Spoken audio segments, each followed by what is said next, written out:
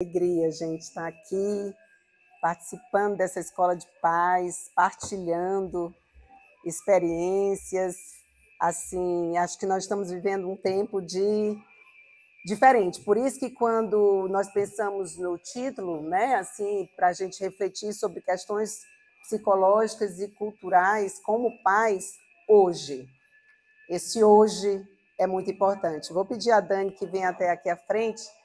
Ela vai me auxiliar em algumas partes. Vamos lá. Nós vamos ler o texto de Joel, capítulo 2.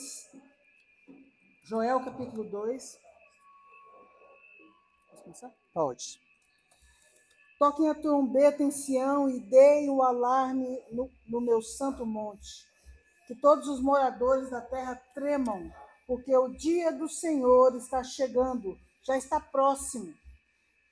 É dia de trevas e escuridão, dia de nuvens densas e densas trevas.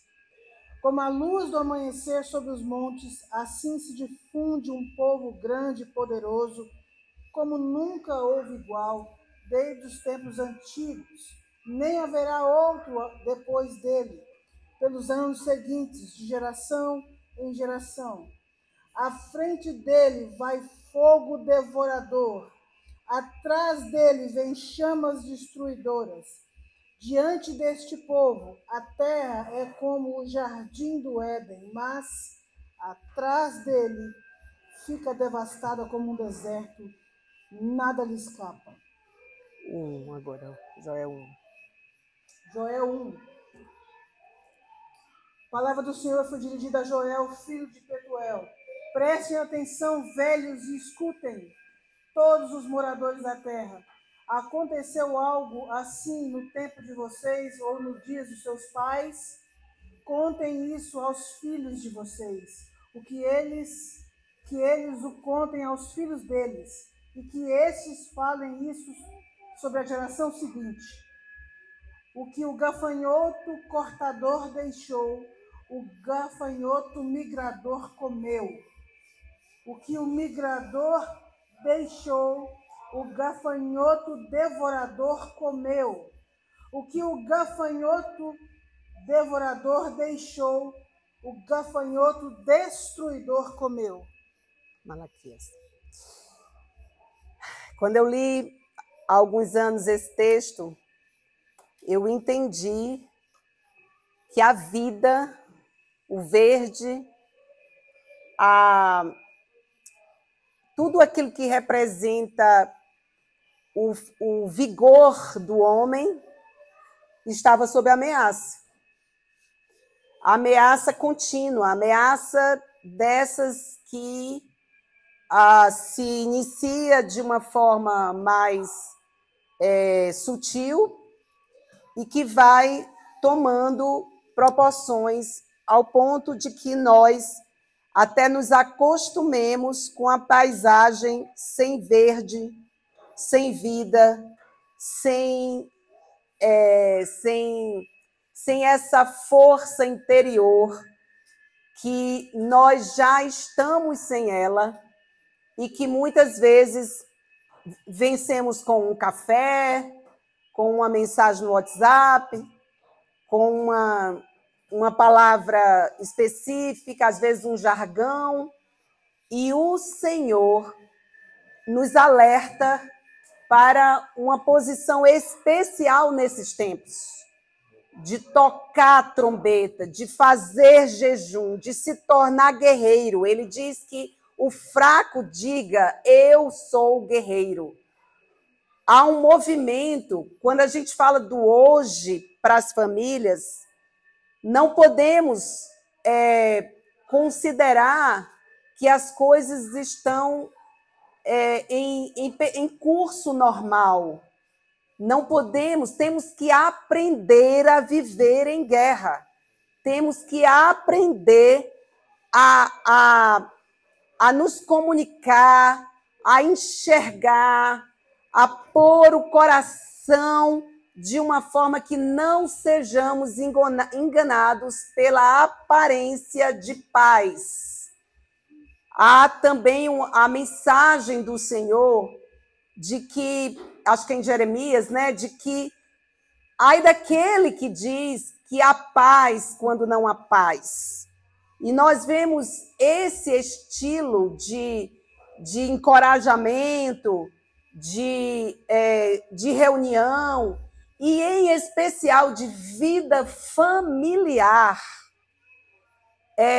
mergulhado nessa forma de enfrentar, que isso não é um enfrentamento, mas de se colocar diante dessa guerra, como se nós estivéssemos protegidos, como se nós não estivéssemos em guerra, como se fosse lá fora, como se não fosse nos atingir, como se a nossa educação dada aos filhos fosse garantida, como se assim tudo estivesse correndo de uma forma tranquila, quando o que a palavra diz é que esse gafanhoto também vai nos alcançar.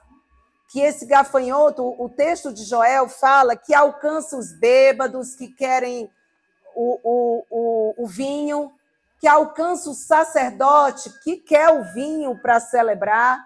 Não há quem fique de fora. Sobre família ainda. Pois eis que vem o dia queimando como fornalha. Todos os soberbos e todos os que praticam o mal serão como palha. O dia que vem os queimará, diz o Senhor dos Exércitos, de modo que não lhes deixará nem raiz nem ramo.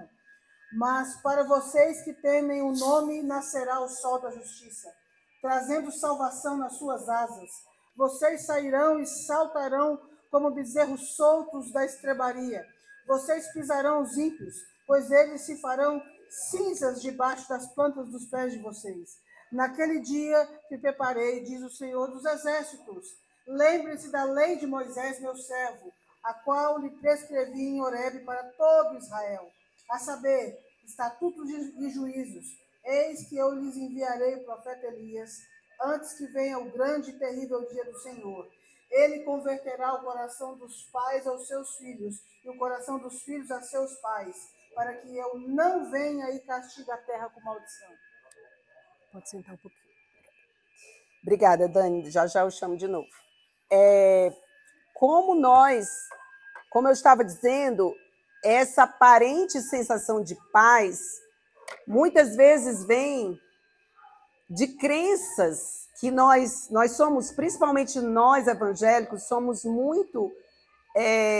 nosso perfil é de declarar a palavra, e a palavra declarada, ela precisa ser declarada em espírito e em verdade.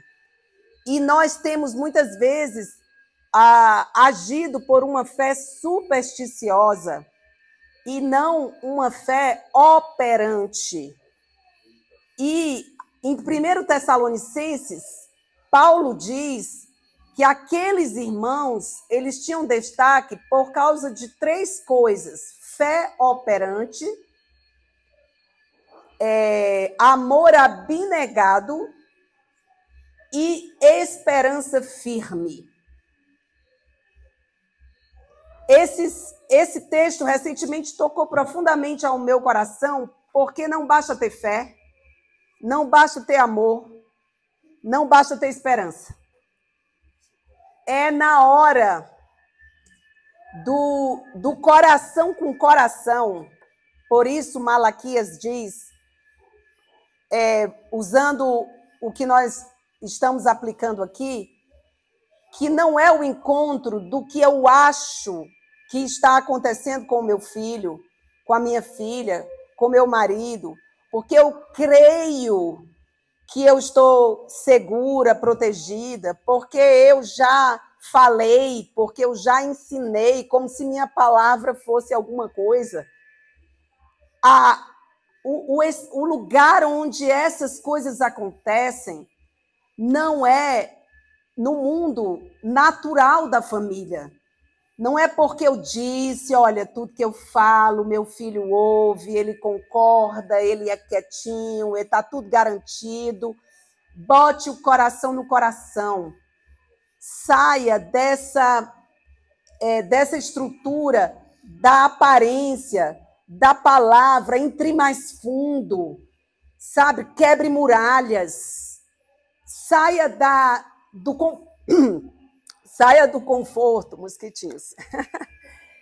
Deixa eu abrir aqui.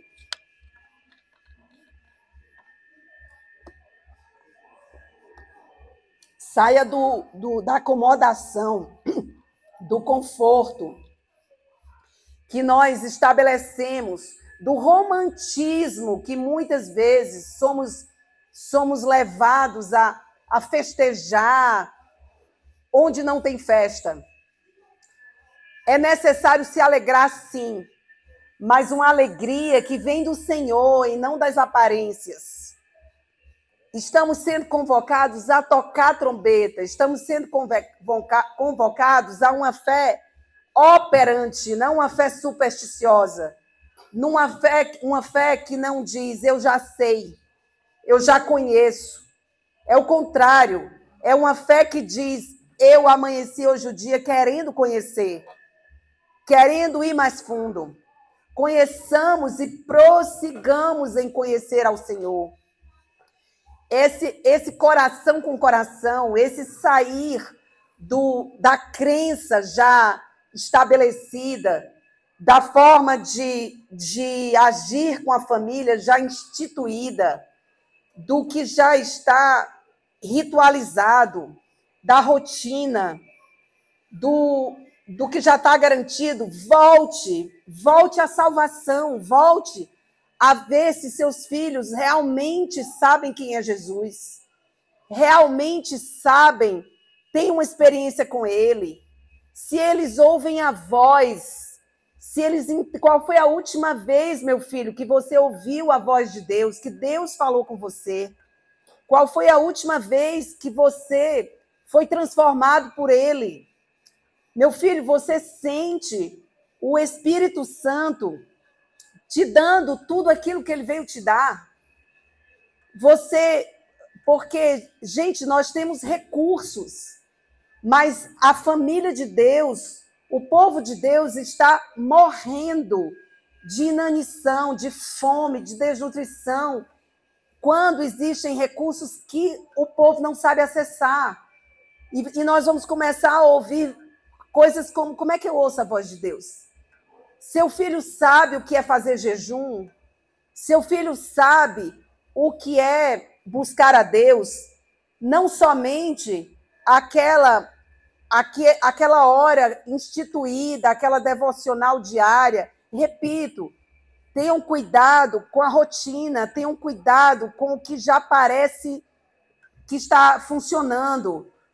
É essa repetição que pode enganar a gente. É essa repetição de que as coisas, elas, assim, você vai encontrar filhos e membros da família, até ontem, talvez fazendo uma oração, talvez dizendo palavras bíblicas, e hoje escandalizando de alguma forma. Por quê? Porque eles vinham na repetição, nas vãs repetições. E nós, pais, será que nós não estamos nas vãs repetições? Será que nós não estamos numa fé de crença, na fé que eu já sei qual é o caminho, que eu já sei o que eu digo, que eu já sei por onde eu vou? Quando foi a última vez que você foi por um caminho que você desconhecia? Quando foi a última vez que você foi por um caminho que você nunca foi e que foi difícil para você, você foi tremendo, você foi pedindo socorro ao Espírito Santo porque você não sabia andar por ali? Porque para você era algo tremendo, era algo inusitado, é muito mais fácil ir por onde você já conhece. Mas se nós não estamos fazendo caminhos novos, caminhos que refletem uma fé que é viva, que é operante, que abre o que ainda não foi aberto, que fecha o que ainda não foi fechado, que anuncia o que ainda não foi anunciado, que enxerga o que ainda não foi visto. Isso não é fé operante.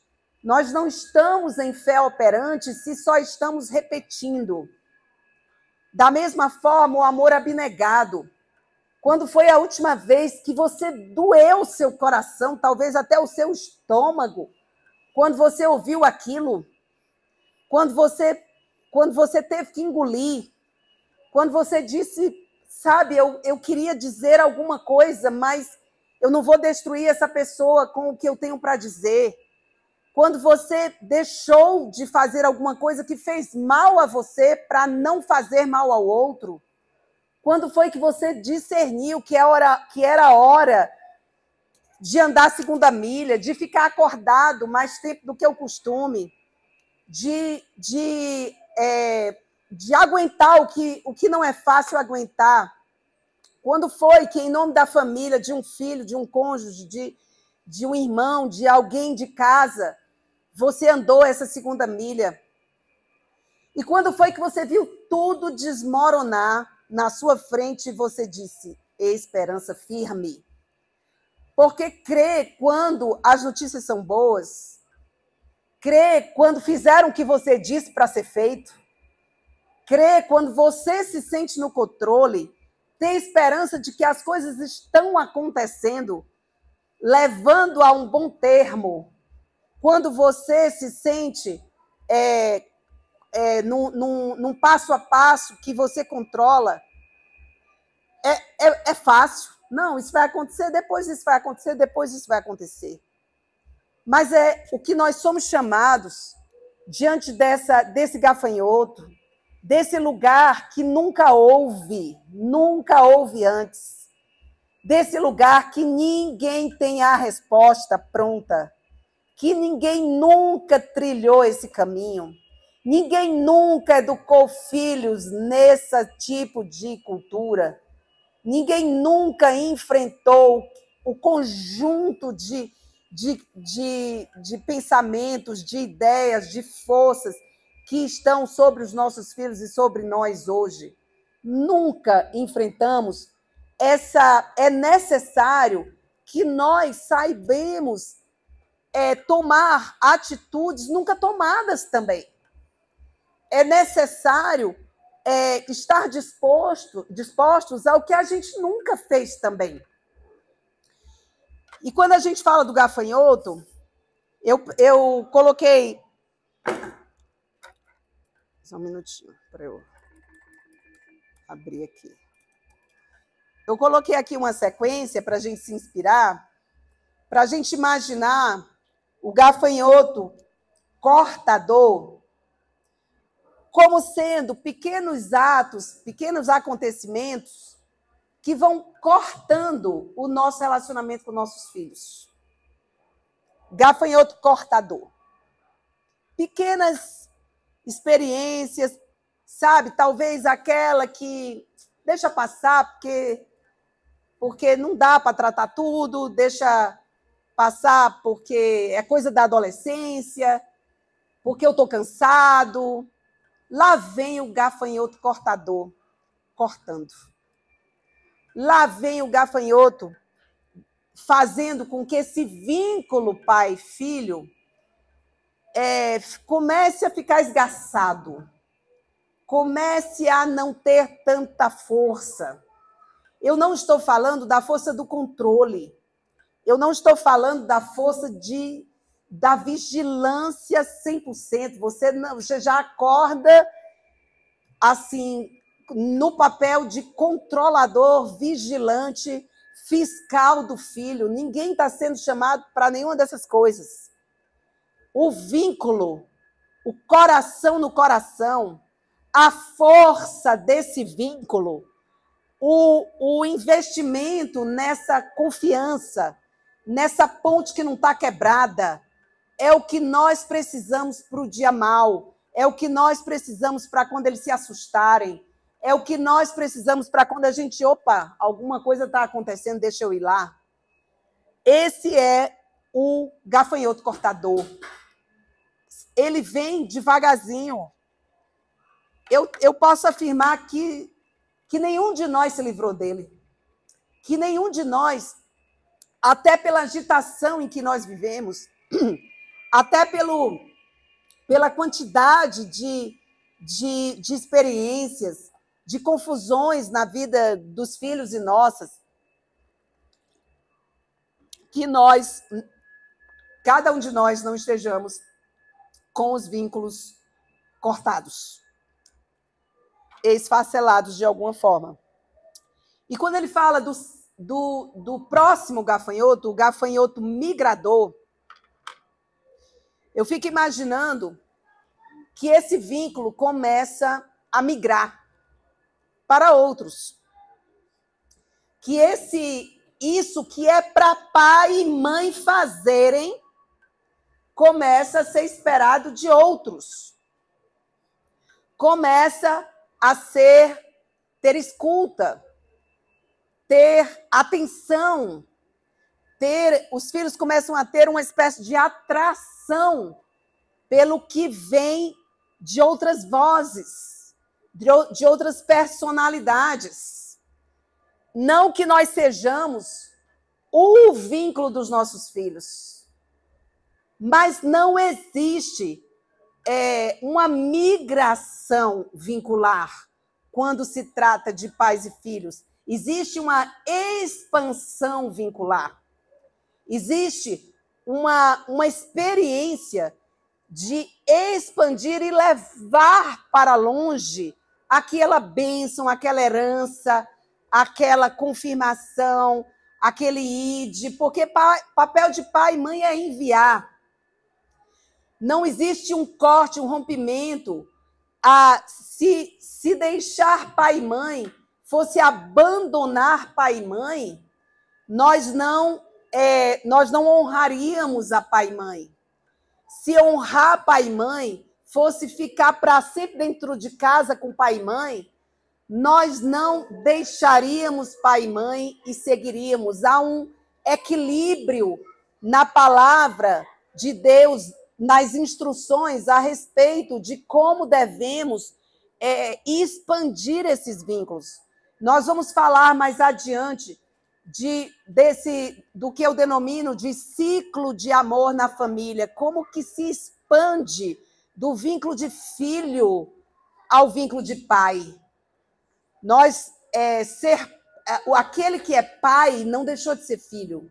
Se ele cortou e se ele migrou, ele está órfão. E o órfão não sabe ser pai. O terceiro gafanhoto é o devorador. É aquele que, na sua experiência, sabe quando não é mais... Porque até os cortezinhos do cortador, você vai negociando, você vai conciliando. Na migração, muitos até dizem, essa tia é como a mãe, essa avó é como a mãe. Assim, o pai é que resolve tudo, né? É como se não existisse mãe. A mãe é como se fosse mãe e pai, não existe pai. Essas migrações, elas muitas vezes são até desejadas pelos pais. Na situação de sentirem um peso de responsabilidade, de não tomarem a sua cruz de pai e mãe e de transmitirem para as outras. Vai para a tua tia, que é com ela que você desabafa mesmo. Vai para a tua avó, que ela é que conhece a tua vida mesmo. Mas o primeiro gafanhoto para famílias que estão muito anestesiadas com os acontecimentos, eu acredito que o primeiro gafanhoto que começa a incomodar é o devorador.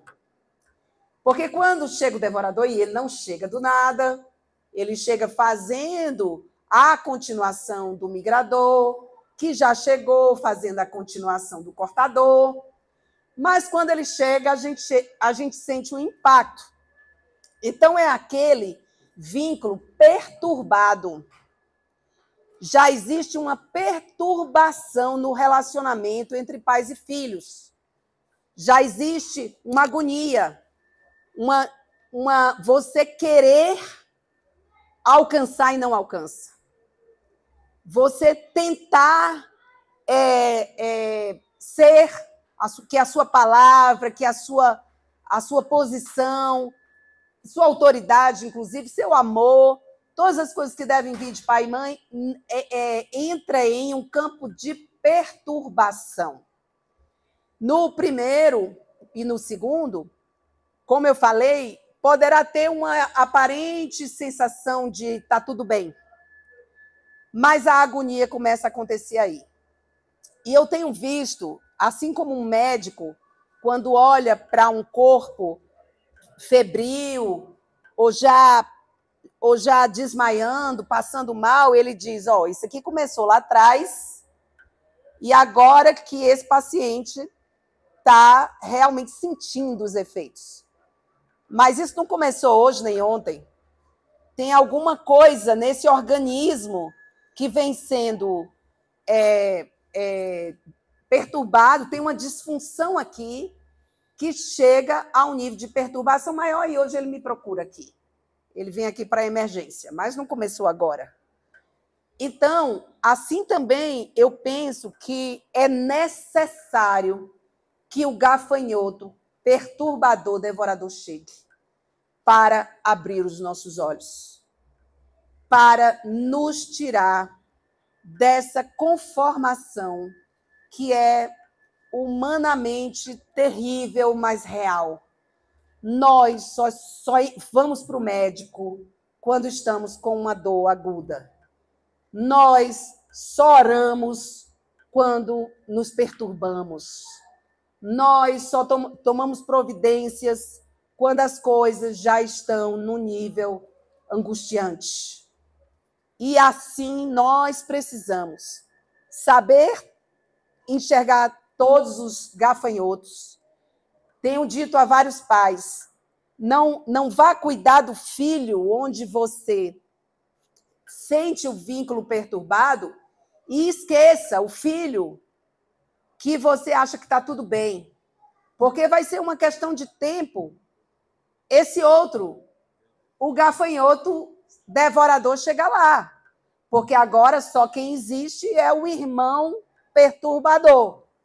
E ele, o que parece em paz, está sendo abandonado.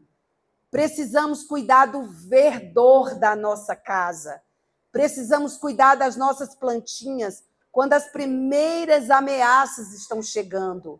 Precisamos ter olhos de agricultor, olhos de cuidador, olhos daqueles que sabem que algo aconteceu, a folhinha ficou mais seca, alguma coisa passou por aqui, a minha plantinha não está como ontem, o que foi que aconteceu? Precisamos ter sensibilidade. Por isso, coração no coração. Se o coração dos pais não se converterem ao coração dos filhos, se a nossa sensibilidade não chegar ao nível máximo, se a gente não vencer essa nossa apatia, esse nosso vai tudo bem, esse nosso comodismo, essa nossa cegueira familiar, essa nossa crença estabelecida de que está tudo salvo, os gafanhotos vão ter livre acesso. E, por último, nós temos o gafanhoto destruidor. É quando o vínculo não existe mais. É quando o vínculo se torna inexistente. É quando o filho diz, eu não tenho pai, eu não tenho mãe. É quando o pai ou a mãe diz, eu não tenho filho. É nesse nível que o gafanhoto vem. É nesse nível que nós, famílias, temos sido atacados. E isso não está acontecendo do dia para a noite. Em termos culturais, é impressionante como essas coisas vêm sendo plantadas e nós não... Cadê seu filho? Só porque falou com ele no WhatsApp, você não sabe onde está seu filho. Só porque ele mandou um beijo e disse, te amo, mãe, você não sabe como ele está. Só porque, assim, cadê o olho no olho? Cadê o coração no coração? Cadê, assim, voltar ao primeiro amor? Cadê, assim, contar as historinhas, sabe, assim, de encontro? Cadê o encontro? essa religiosidade familiar, esses rituais familiares. Esse é hora de acordar, é hora de dormir, é hora de tomar banho, é hora de se ajoelhar. Vão dias, e isso não é encontro. Isso não é encontro. Está tudo funcionando, não é encontro. E eu queria agora pedir para a Dani ler o próximo texto.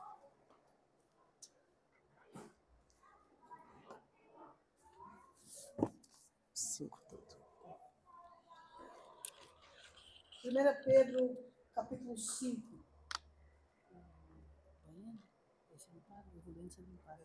Tá. Aos presbíteros que há entre vocês, eu, presbítero como eles, testemunha dos sofrimentos de Cristo e ainda co-participante da glória que há de ser revelada.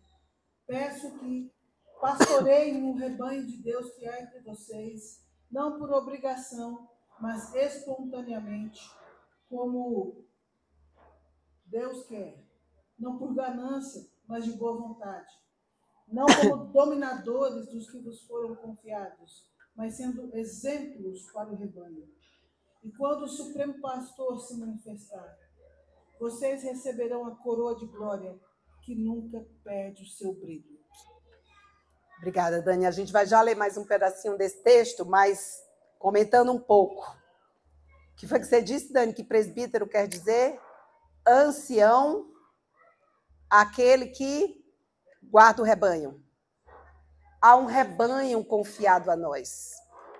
Esse texto, escrito por Paulo para presbíteros, é um texto para pais.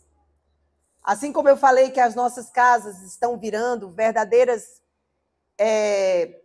espaços religiosos de manutenção de rituais e que nós precisamos de conversão, é a palavra que o profeta usa, de conversão do coração dos pais aos filhos e dos filhos aos pais. Primeiro ele começa com os pais, conversão do coração dos pais aos filhos, depois dos filhos aos pais.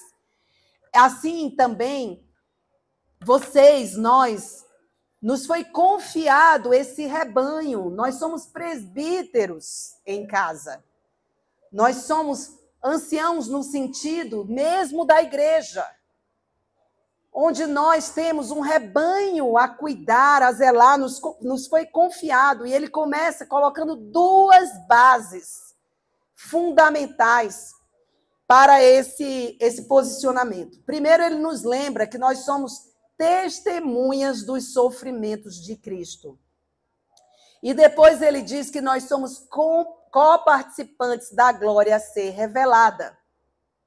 Duas palavrinhas, né, que parecem não combinar: sofrimento e glória. Eu estava compartilhando com a Dani, assim, não sei, os pastores aqui presentes, o que pensam disso, mas na minha forma leiga nesse sentido de estudar a palavra, eu falei assim, a igreja evangélica ela não tem uma teologia sobre sofrimento. A igreja católica tem, a igreja espírita tem, eles estão dispostos a sofrerem por algum modelo que lhes foi ensinado, e não existe nada mais certo para o povo de Deus do que o sofrimento e a glória. Sofrimento e glória nos definem. Não existe, não somos povo de Deus sem sofrimento. E eu creio, eu penso que muitos, assim, essa evasão da igreja evangélica, e de outras também, mas muito fortemente das igrejas evangélicas, para, vamos dizer assim, a doutrinação hedonista, né, o importante é ser feliz, nós preparamos o terreno. Nós preparamos o terreno para quando eles chegarem em certa idade, eles, os nossos filhos, coerentemente com o que viram, dizerem: mas eu não estou feliz aqui. Mas eu não estou me sentindo livre aqui. mas eu não estou me sentindo eu mesmo aqui. Porque foi isso que a gente ensinou. Foi isso que a gente disse, que eles teriam aqui. Que eles seriam felizes, que aqui é o lugar mais feliz da terra. E nós não demos os passos. Nós não temos uma teologia sobre o sofrimento, quando a palavra de Deus, de Gênesis a Apocalipse, tudo acontece por causa do sofrimento. Ninguém vem à terra se não houver sofrimento. Ninguém fica na terra se não houver sofrimento. Eu gosto muito da abordagem psicológica que eu adotei nos meus estudos e tal, na minha vida como psicóloga, que é o psicodrama, porque ele trabalha com o ser humano considerando um protagonista. E o autor lembra que protagonista vem da expressão protagonista, que é o primeiro a agonizar. O que ele está dizendo é que não existe protagonista sem agonia.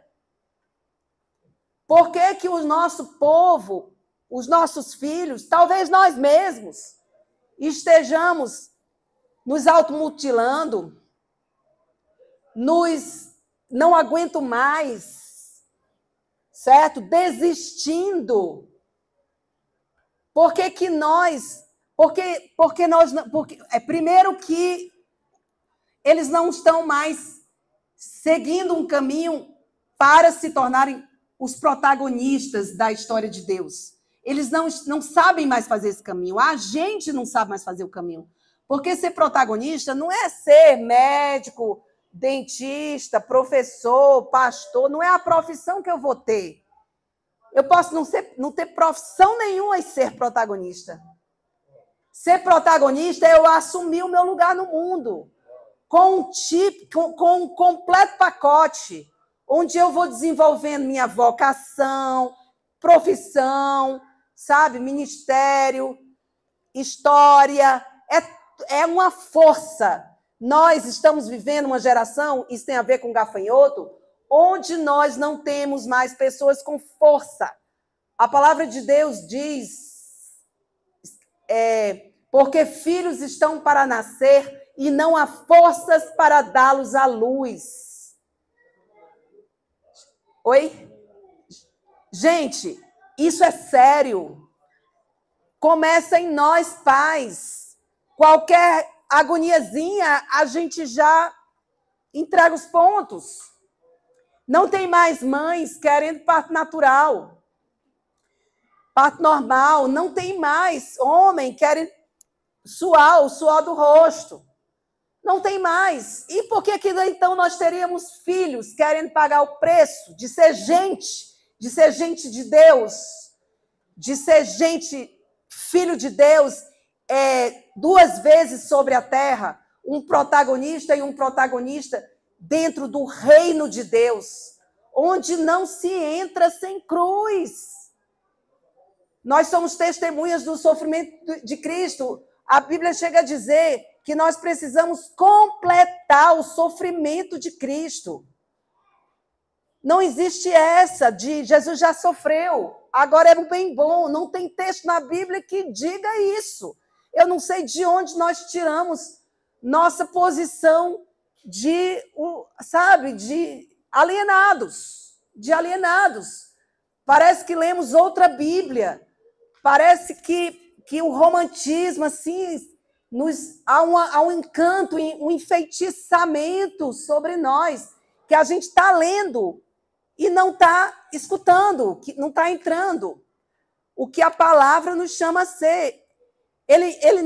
Nós não fomos chamados à derrota, mas nós fomos chamados ao sofrimento. Há uma vitória garantida. Mas é como o toque à trombeta de Joel está dizendo, o que se sente fraco se torne guerreiro. Infelizmente não vai ter lugar para você. Não vai ter lugar para pai e mãe que não seja guerreiro. Não vai ter. Isso está claro na palavra. E o 1 Pedro continua. 1 Pedro 5. Ele lembra que nós também somos coparticipantes da glória a ser revelada. Então é necessário Nós não somos masoquistas. Nós não estamos aqui para sofrer o que Jesus já sofreu, mas nós estamos, sim, para ser pequenos cristos. Cristãos é isso. Nós estamos, sim, para tomar a nossa cruz. Nós estamos, sim, para enfrentar o que há uma história maior do que a minha, do meu filho, da minha igreja, acontecendo na humanidade. Que tempos são esses? Se nós estamos no tempo da apostasia, nós vamos fugir disso. Se nós estamos no tempo da pandemia, nós vamos fugir disso. Cadê o olhar? Isso é o povo de Deus. O povo de Deus é o que olha para a história do jeito que Deus conta. É o que não fica iludido pelo que, sabe, pelo que disseram nas músicas, nas notícias, ou os nossos pais nos contaram de que esses tempos representam, ou do que a gente criou na fantasia de eu estou vivendo o melhor período da minha vida. Glória a Deus, se isso quer dizer guerreiro que aprendeu a lutar. Deve ser isso o melhor tempo da vida. Porque se não for esse, não está fazendo sentido com a gente afirmar que nós somos famílias do reino de Deus. Antes de sermos família Oliveira, família Lima, família Xavier, família Soares, etc., nós somos família do reino de Deus. É pelo reino que nós nos guiamos. É pelo que está acontecendo hoje. E ele mostra, gente, ele mostra o que vai acontecer. Ele diz como nós devemos nos comportar. E pelos sinais que nós vemos, é rasgar as vestes, é jejuar, é clamar, é abrir o coração e é tirar as vendas dos olhos, crendo na glória a ser revelada. E aí ele dá alguns detalhes. Ele vai dizendo que esse cuidado, esse pastoreio, ele não pode ser por obrigação. Ele tem que ser de livre vontade, espontaneamente, como Deus quer. Você é pai, você é mãe por obrigação? Se você pudesse escolher hoje, sem culpa nenhuma, sabe? Aparece um anjo na tua frente e diz: eu posso te livrar desse filho. Eu posso te livrar desse filho que não está querendo saber de você, que você não está conseguindo, que é perturbador na sua vida. Não vai, assim, vai ficar tudo bem. Eu vou levar seu filho para um lugar muito bom e você já não vai mais ser perturbado por ele. Você diria sim? Leve? Você vai continuar sendo pai e mãe desse filho porque não tem mais jeito? Ou dentro de você, você diz: eu sou pai, eu sou mãe, ninguém o arrebatará da minha mão. Esse é o pai e a mãe inspirado nos sofrimentos de Cristo. Esse é o pai e a mãe que sabe por que foi plantado ali um rebanho para ele. Será que nós vamos querer sombra e água fresca quando o devorador está atacando nossas famílias? Evidentemente que nós também estamos sendo atacados, é por isso que família tem que se unir com outra família. Esse é o segredo. Famílias que não abrem mãos dos seus e que comungam com outras famílias. Famílias que não abrem mão dos seus e que comungam com outras famílias. Eu tenho encontrado algumas famílias heróicas que não abrem mãos dos seus. Eles não vão aguentar. Porque são dois movimentos. Não abrir mão dos seus, mas comungar com outros. É por isso que eu estou aqui. É porque eu vim para a comunhão. É porque eu vim estar com vocês, dizendo: não abro mão dos meus, com tudo que está acontecendo, e não abro mão da comunhão. E não abro mão de estar junto com outras famílias. E aí a palavra vai dizendo, ainda em 1 Pedro, que, além de não ser por obrigação, não pode ser por ganância. Não pode ser pelos interesses próprios. Talvez eu, você, tenhamos feito projeções para os nossos filhos. Esse menino vai ser, essa menina vai ser, eu vou envelhecer, ele vai continuar, ele vai me dar orgulho. Isso é ganância. Isso é ganância. E ele, no lugar da ganância, ele diz, com o desejo de servir. Com o desejo de servir. O que isso quer dizer?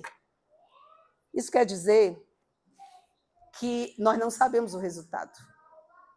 Que nós não sabemos quem, assim, se eles vão tomar o rumo que os nossos interesses pessoais querem. Mas isso quer dizer que nós vamos servi-los até o fim. Que, tendo-os amado, amou-os até o fim. Esse é o amor com que Cristo amou. E nós somos chamados ao mesmo amor.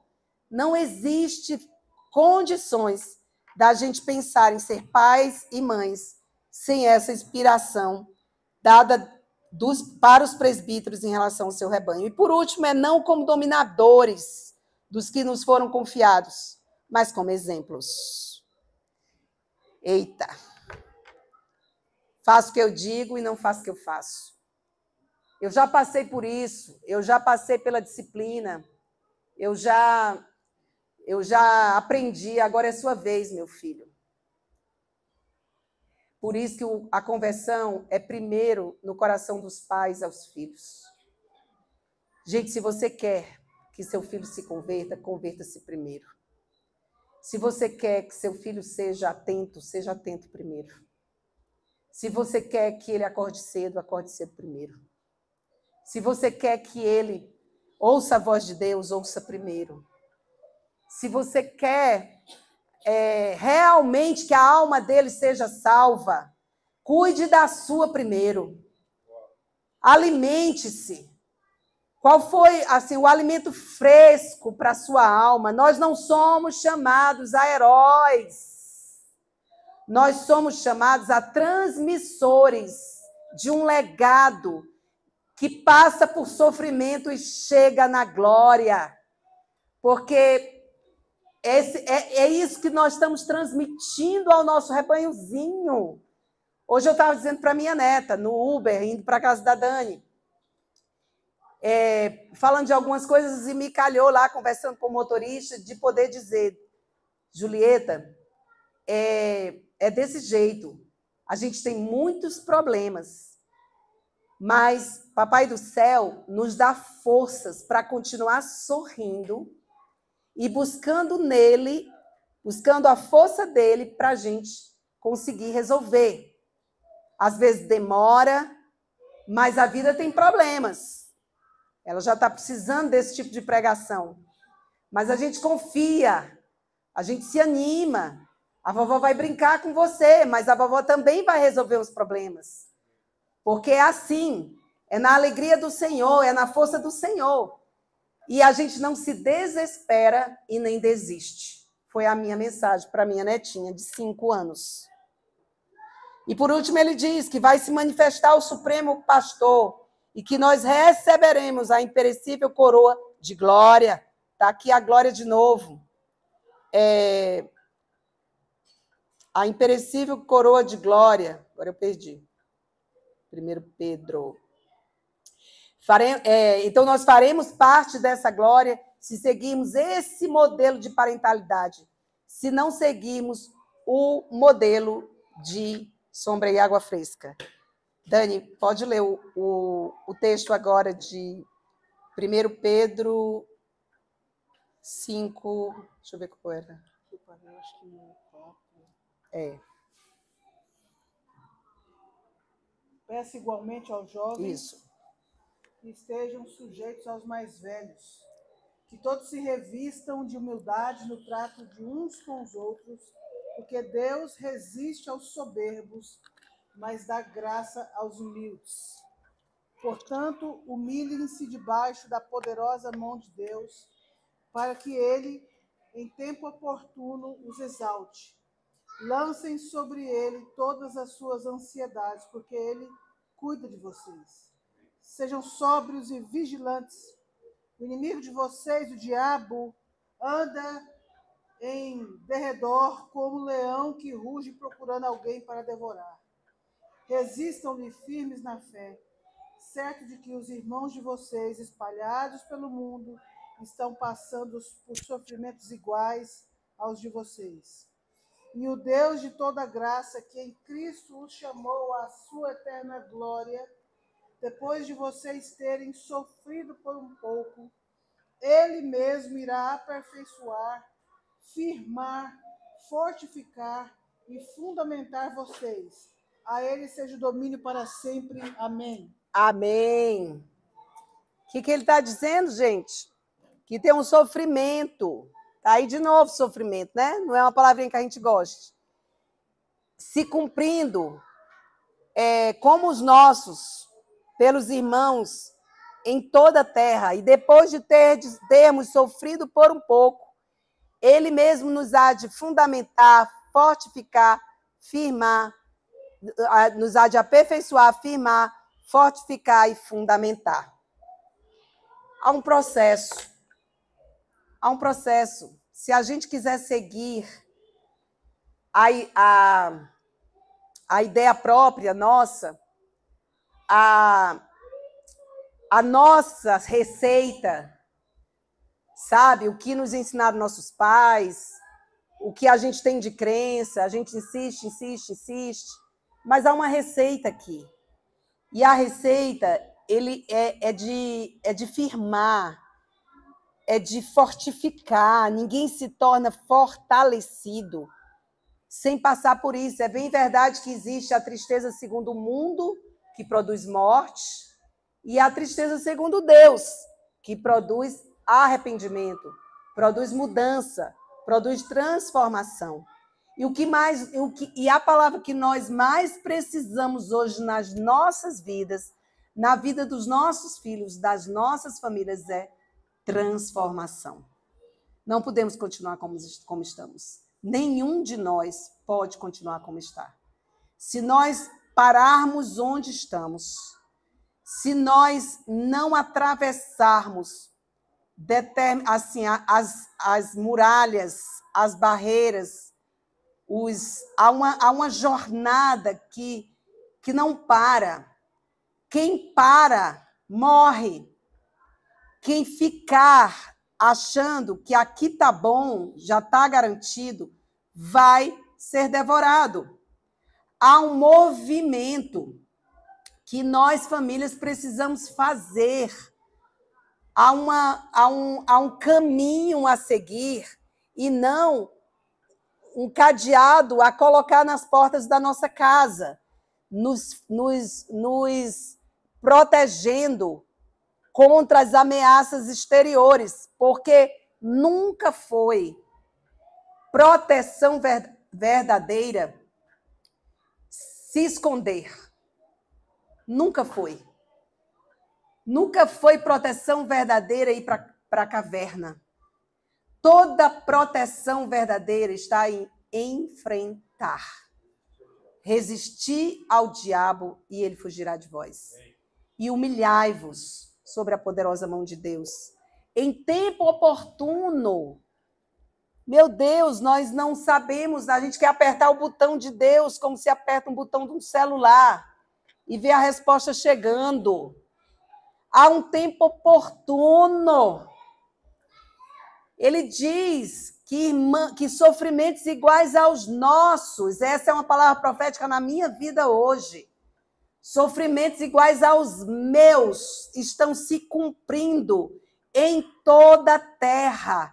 E depois de termos sofrido por um pouco, ele mesmo nos há de fundamentar, aperfeiçoar, afirmar, fortificar e fundamentar. Então, eu posso fazer as dores de parto serem antecipadas? Não. Quando ele me diz, Suzana, presta atenção no povo que está sofrendo igual a você, o que ele está dizendo? Ele está dando um recado. Você está sofrendo, meu irmão? Comungue. Busque quem está sofrendo igual a você. Faça aliança. Para isso, as redes sociais prestam. Todos os dias eu tenho encontros maravilhosos com pessoas que estão sofrendo os mesmos sofrimentos que eu. Pessoas que precisam de discernimento e nós vamos discernindo juntos. Pessoas que precisam de encorajamento. Pessoas que precisam de fé operante, de amor abnegado e de firmeza na esperança. Então, o segredo é esse. O segredo não é declarar a mágica na nossa casa. O segredo é se comprometer com o processo de Deus na nossa casa. Desde o começo, é andar com a criança no caminho em que ela deve andar. E por que não andaríamos hoje? Claro que hoje nós muitas vezes andamos pela intercessão, por outros meios espirituais, porque nunca foi tirado de nós a responsabilidade. Somos pais de nossos filhos, sejam eles... Minha mãe está lá, acamada, quebrou uma perna, tinha quebrado outra 4 meses atrás, 5 meses, mas está de pé, em outro sentido, e de joelho, em outro sentido. E a gente já diz, mãe, Deus fez isso porque Ele quer agregar. Ele não quer você sozinha. Vamos fazer culto todo dia aqui em casa. Vamos, assim, orar de tarde e de noite. Você não está isolada, ela não está isolada do que está acontecendo nas nossas vidas. Eu disse, mamãe, você não precisa fazer muita coisa. Você precisa todo dia acordar e tomar a posição de quem você é em Cristo. Só isso. Só isso é demais na terra, só isso é demais na nossa família. Então, meus irmãos, há uma posição nossa a ser firmada. Eu disse para o Lincoln que eu preparei conteúdo para o dia todo, porque eu pensei que ia ser o dia todo.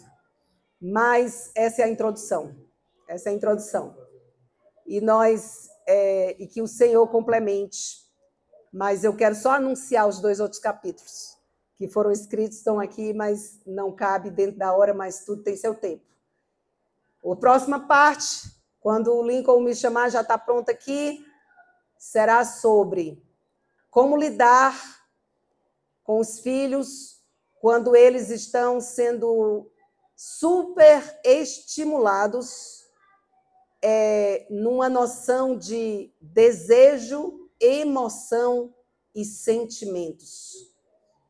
Quando eles não respondem mais à dimensão do afeto e do amor.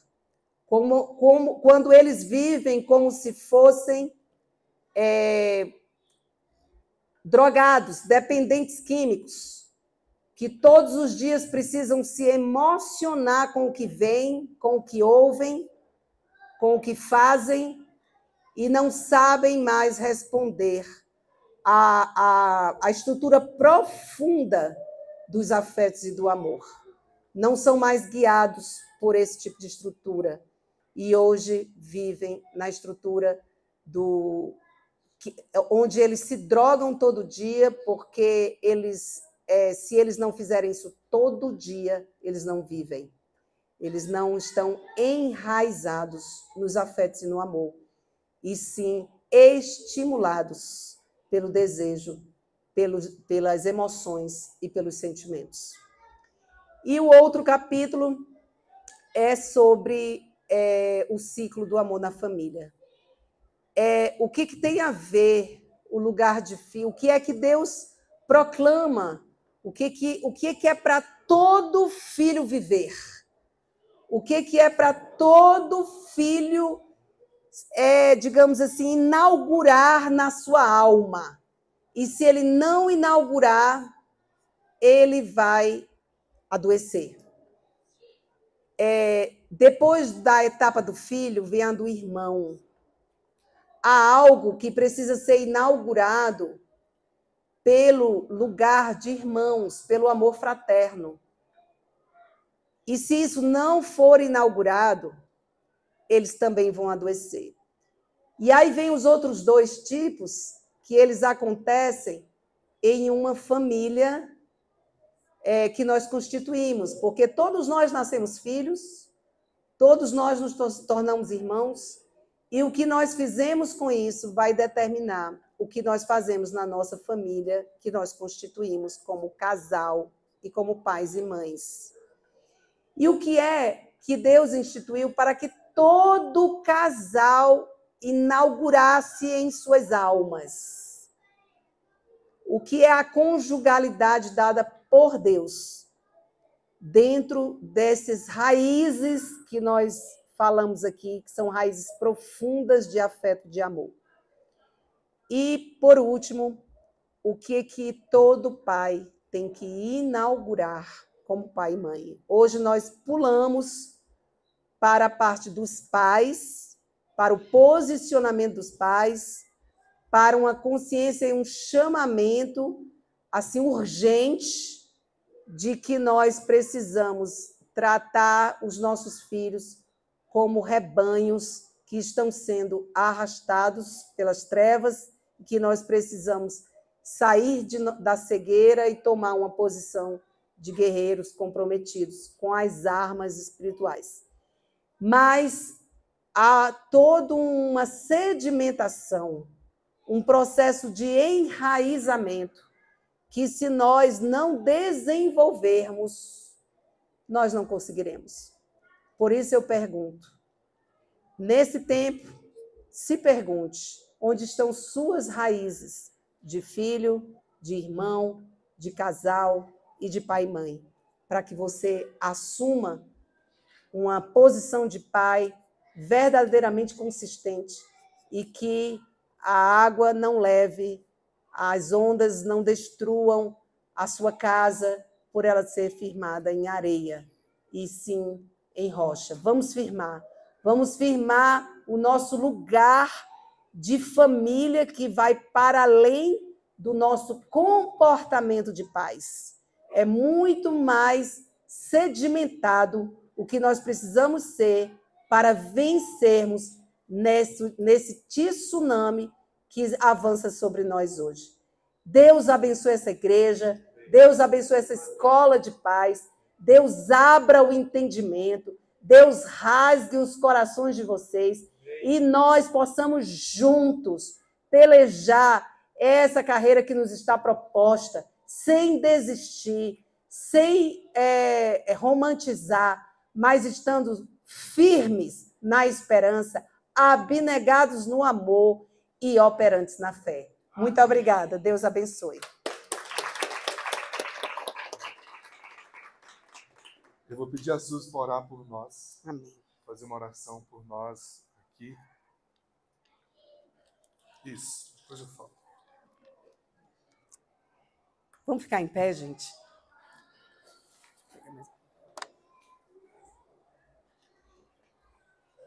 Pai querido, estamos conscientes, Pai,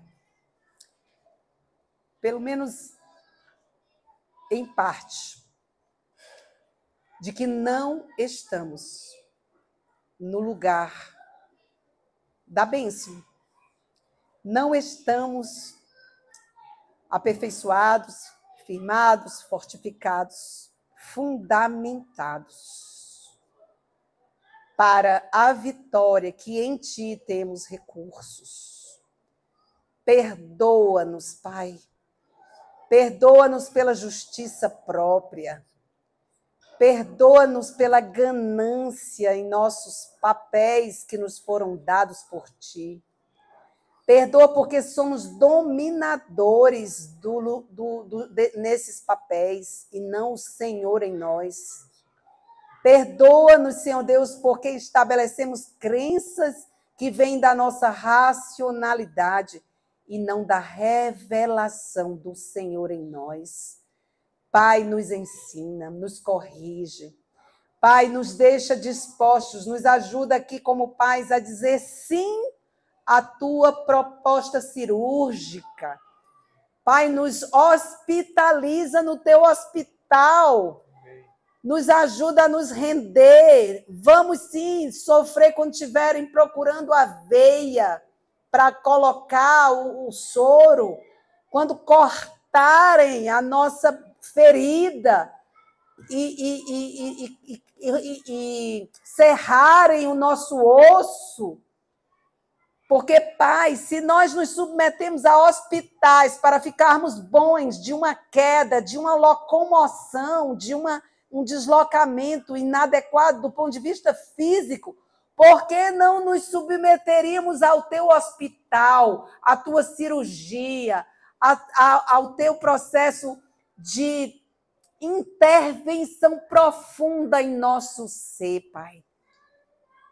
Eu não sei, Senhor Deus, quantos podem dizer comigo hoje: eu aceito ir para o hospital de Jesus. Eu aceito que quem conhece o meu interior é o Senhor. Quem sabe onde eu preciso ser cortada, enfim, os teus procedimentos precisam ser feitos, é o Senhor. E eu aceito, Senhor Deus, a dor que vem de ti. Eu aceito, Senhor Deus, olhando para a glória, porque um dia o Senhor me disse: Suzy, quando você olhar mais para a minha glória do que para querer que a sua agonia passe, eu o farei. É um aceitar da agonia sem ativá-la, sem centralizá-la. Que a agonia venha, a agonia de mães que vão parir, que não estão nem pensando na dor, e sim no filho, que não estão nem pensando nas incisões pelas quais passam, e sim no filho que está chegando na glória a ser revelada. Senhor, nos ensina a ser pais e mães que paguem o preço. Ó, Todo-Poderoso, nos visita ainda hoje em nossas mazelas, em nossas vulnerabilidades, em nossos medos. Expulsa esse espírito de medo, que muitas vezes vem de pai para filho, de avô para neto. Não tem lugar para o medo. O perfeito amor lança fora todo medo. E não tem como, estamos vivendo aqueles tempos em que o amor esfriará de quase todos. Então, Senhor, só vai com cirurgia, só vai com o Senhor metendo a tua mão dentro de nós e mexendo do teu jeito, até que se faça o pai e a mãe que tu queiras que leve a glória do teu reino nas famílias, Pai. Obrigada, Senhor Deus. Eu sei que o Senhor vai dar sabedoria, porque o Senhor promete. Eu sei que aquele que tiver ouvidos para ouvir, ouvirá. Eu sei, Senhor Deus, que aquele que rendeu seu coração para obedecer vai enfrentar o Golias do jeito certo, vai levar as pedrinhas certas, vai atingir o alvo. Senhor Deus, nós estamos aqui como família rendidos aos teus pés, dizendo, nos submetemos, nos humilhamos sob a tua poderosa mão. Não nos escondemos de ti a imagem do Instagram, não queremos a imagem do Instagram de bons pais, que não faltam, que não erram, que não estão deixando os filhos soltos, que não sei o que. Senhor, não é suficiente, já se provou, nós sabemos, não deixa que a gente minta a respeito de nós mesmos, não deixa que a gente minta a respeito dos nossos filhos, da nossa família. Senhor Deus, queremos ver o mal, queremos ter olhos para ver o mal, mas antes de ver o mal, Senhor Deus, queremos ver a Ti, Senhor. Senhor Deus, mostra-nos a Ti, Senhor Deus, e nos faz avançar sobre o mal. Tira de nós essa infantilidade, Senhor Deus, diante do que está acontecendo. Pai, nos torna maduros, guerreiros, Senhor Deus, adultos, que sabem, Senhor Deus, viver assim, sem aquele domínio da ansiedade, aquele domínio do desejo, coisas que nós reclamamos em nossos filhos e que estão nos dominando. Nos enraiza em Ti e nos faz avançar, Senhor Deus, porque nós cremos que a Tua palavra é verdadeira, que o Teu Espírito pode tudo, que o sacrifício de Jesus Cristo é completo e que nós somos igreja de verdade. E contra nós as portas do inferno não vão prevalecer, Senhor Deus. Muito obrigada por cada filho, muito obrigada por cada filho, por mais rebelde que ele esteja sendo. Nós não abrimos mão deles, Senhor Deus. Nós não abrimos mão dos filhos que estão, assim, numa obstinação de nos afrontar, de nos envergonhar, de nos humilhar. Nós os perdoamos em Cristo Jesus. E nós declaramos sobre eles a Tua bênção. Nós resistimos ao diabo, enxergamos o mal, não somos ingênuos, mas resistimos ao diabo. Em nome de Jesus. E enxergamos acima de tudo, contemplamos as Tuas obras, e nós nunca vamos nos impressionar mais com as obras do diabo do que com as Tuas. São as Tuas obras que são admiráveis. E a nossa alma o sabe muito bem. A Ti toda glória, todo domínio. Vem, domina, mostra quem Tu és para nós, para os nossos filhos, para os filhos dos nossos filhos. Em nome de Jesus. Amém, Senhor. Amém. Amém. Amém. Amém.